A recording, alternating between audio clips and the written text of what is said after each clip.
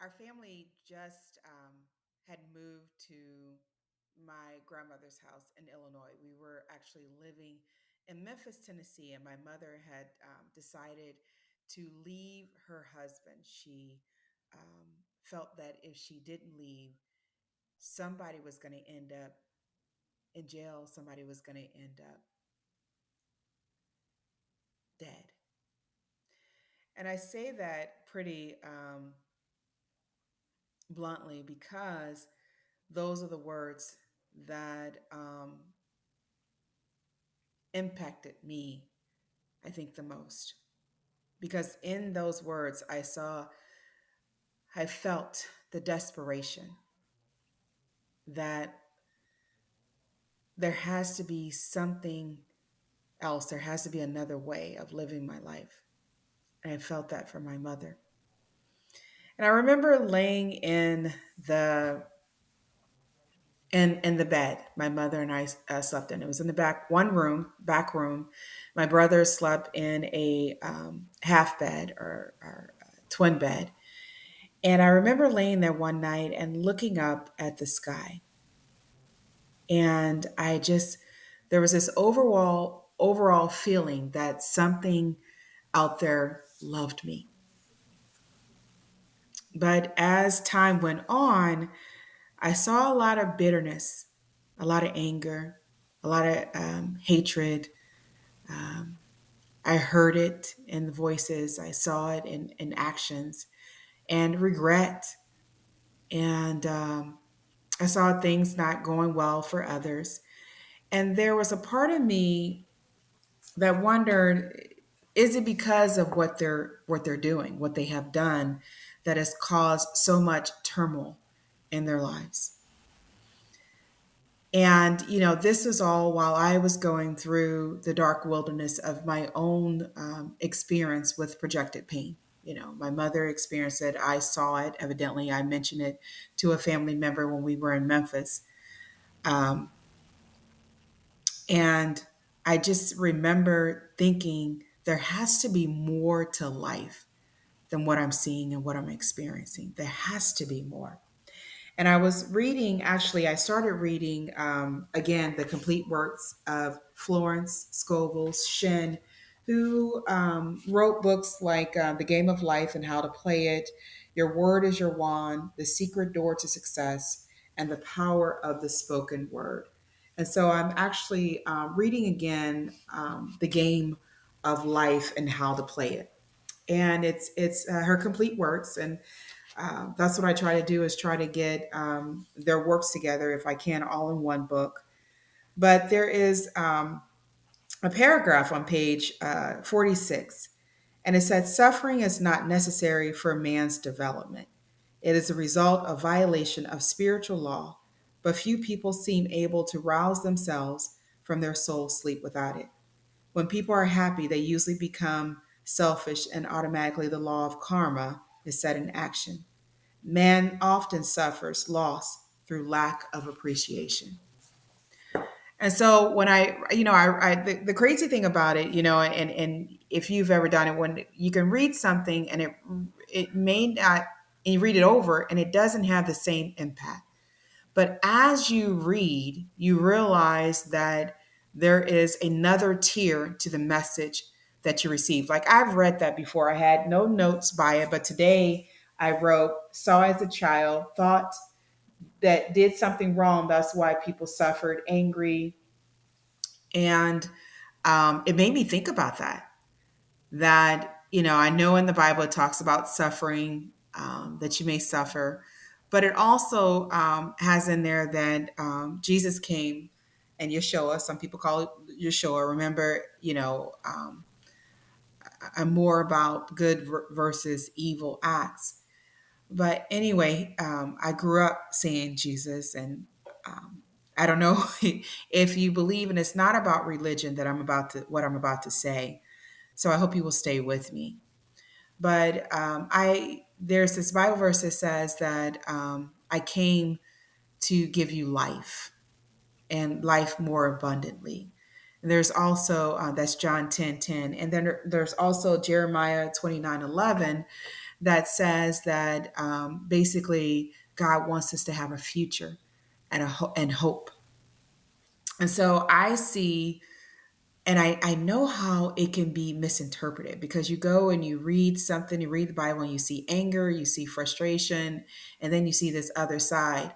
And for me, what really resonates with me about our Creator is that He is love, that He is not here for us to suffer. I believe that we are given certain experiences to transcend, and He gave us what we need.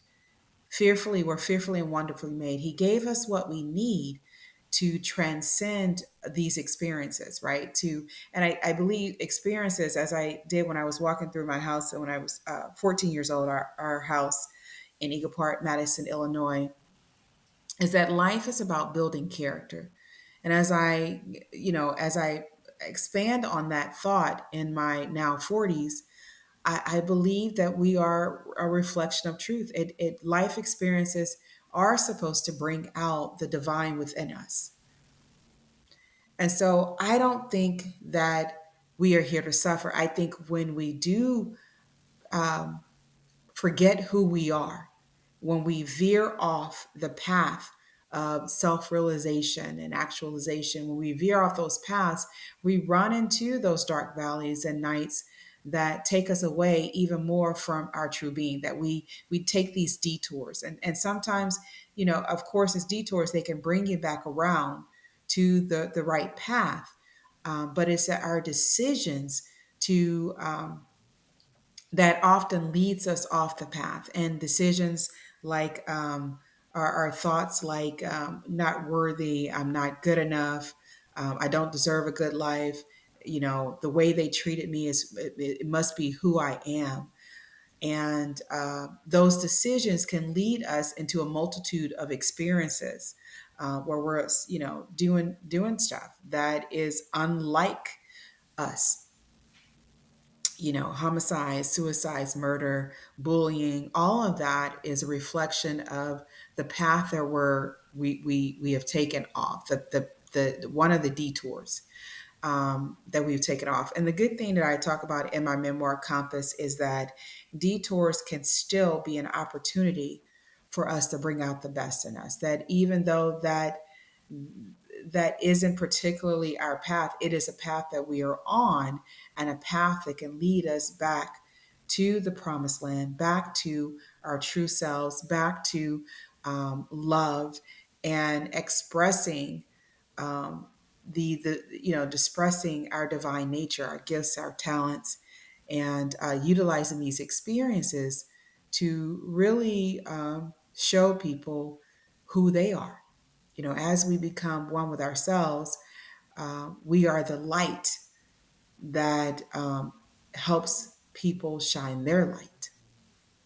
And so, my question today, as I think about create a generational love cycle, parents are the ultimate key caregivers in helping to sow seeds, because typically you're around your child often more hours than anyone else. Even when you're sleeping, you're still there with your child.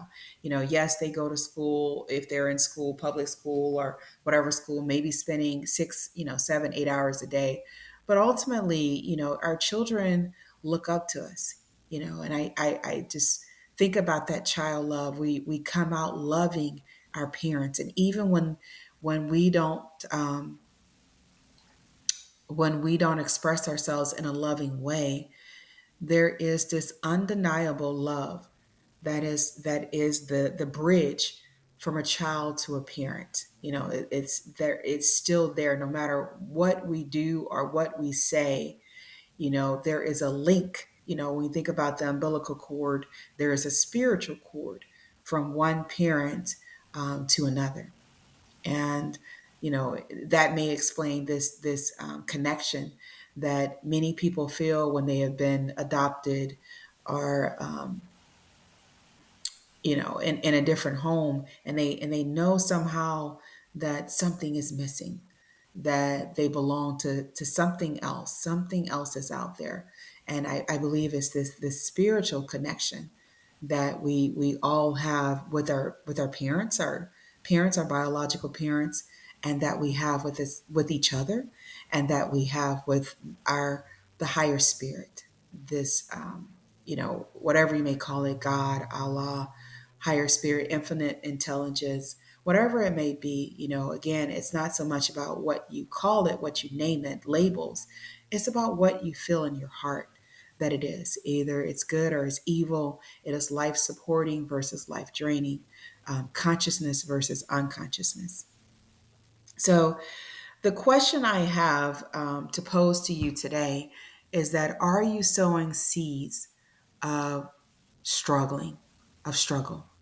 That because I struggled as a child, struggled in school, struggled with making relationships with others. I struggled being a singer, a dancer, with my career, with what I thought was what I wanted to do. I struggled with my health, and now I'm overweight. I'm eating unhealthy food. I struggle with my mental outlook on life. Maybe I have the diagnosis of depression, anxiety, fear, whatever it may be. Are you sowing the seeds that because I have gone through this, you must also experience it? And I heard someone say that, what makes you better than me? And and it's not to belittle or to demean or demoralize, but it's to open it up for conversation, because the only way that we can change what's going on in the world is that we assess. To me, the real true way is to assess the thoughts that created the experience, because before the experience, before the action, before the life event, there were thoughts beyond that. And if you truly believe that our thoughts create our reality or somehow impact our what we experience in life, then what is beyond behind that? I struggled and now the child is struggling. They have no one to read to them, that people don't listen to them. They are too overweight. They are too experiencing anxiety, fear, anger, frustration. They too feel like their gifts they thought they had, again, singing, dancing, whatever it may be, is not valid, or they are unworthy of fulfilling their divine purpose, of expressing themselves through these innate talents and abilities. And so it is the dialogue that we must have first with ourselves and with the higher spirit within us, and then we start to have it with our children, the children that we're caring for. And I believe that as long as we are alive, we have an opportunity to change how we present information to our children, to help restore them to their default settings of believing and knowing who they are and what they are here to do. And we remind them through our actions, through our thoughts. When we look at our lives and maybe we're in a career that we absolutely don't like, that I was going to say don't hate, but that we don't care for. And, I've been there where you can actually go in a facility, and as soon as you walk through those doors, your whole body, nonverbal behavior changes. There's something that knows that it doesn't belong here. This is not the place that you are supposed to be. It is through the frowning. It is through the shoulders, how they become more, down. Through the looks. We're not looking up and smiling. We're looking down, and we have our head down at our desk, and we're not really there with the clients that we're talking to. We're just rambling on because we feel like we're just in this motion of just doing it. Or when we decide to eat, and we just put whatever we feel like putting in our body, no regards to how we may feel afterwards, raising our blood sugar up or causing our cholesterol to go up and clogging our arteries and the joy, not doing things you love, not exercising or physical activity, that we're saying whatever comes to mind. There's no type of restraint or speaking with what is it, kindness. There's a lack of that because of how we feel. And then when we hear our children doing it, people, it's sometimes for others it's funny. It's for them to say it. And if you had a parent that cursed you out, I've seen it where the younger mother cursed out her baby, and so that baby will probably grow up cursing, you know um, to express herself. And so putting down others, criticizing. So it's this cycle of struggle that I'm talking about today. It's this cycle of struggle that I'm talking about dismantling. Cycle of struggle that I'm talking about reevaluating what we truly believe about life. Just because you have struggled thus far with your life, with life events, doesn't mean you have to continue to struggle. There is a point of consciousness, there's a point of spiritual awakening, there's a point of just the divine idea for your life that comes in. I believe if we seek it, if we ask, how should I raise my child? How should I eat? How should I drink? How should I express myself, verbally, non-verbally? What is it that I need to change about how I am perceiving my life events? Because it is through our perception that we too keep the generational cycle, that this is just the way things are and the way things will always be, and nothing will change, and you won't change, and don't try, and you just need to fall in line and just do whatever we've done in the past. Grandmother, grandfather, aunt, uncle, me, your dad, you just need to continue it. And I think it takes the realization that this isn't how life is supposed to be. And forever, how much time, and I love the scene in the movie about Harriet, that she's gonna die trying to be free. And I believe that is the attitude that we must take when we are up against all of these opinions, the traditional, and we know that this isn't right, is that we must die trying to figure this out, die trying to change the thoughts that created the situations that we are in. Are we continually, because of the cycle of pain, widening the struggle, that we're widening the gaps, and only the people that have certain parents, that have certain lifestyles, are the ones that are going to live an abundant life, a rich life. We stay poor, we stay here, wherever we live. This is where we live. This is where you should stay, instead of venturing out and really seeing, the mark that you could make on the world, the improvement that you could make, having that childlike curiosity again, that seeks joy, that seeks truth, that seeks to express itself regardless of what it may experience, that knows when it looks at the parent, it realizes it is the parent that needs to uh, have an awakening. And it is not the child that is wrong, that wants to enjoy life, that believe life is to be lived and enjoyable, and there are ways that you can do it. And that brings up that we must be willing to listen to our children, because they are closer, I believe, to the truth than we are, because we've experienced so much. So, when we're talking about the generational cycle of pain, and we're talking about the seeds of struggle, the way that we unlock those seeds is that we ask those open ended questions, and we're willing to be honest with ourselves. And we are teachable and learning from our children the states that they're in, the joy, the passion, the not so obsessed about food and physical activity, but runs because they feel like running. Laugh because they feel like laughing.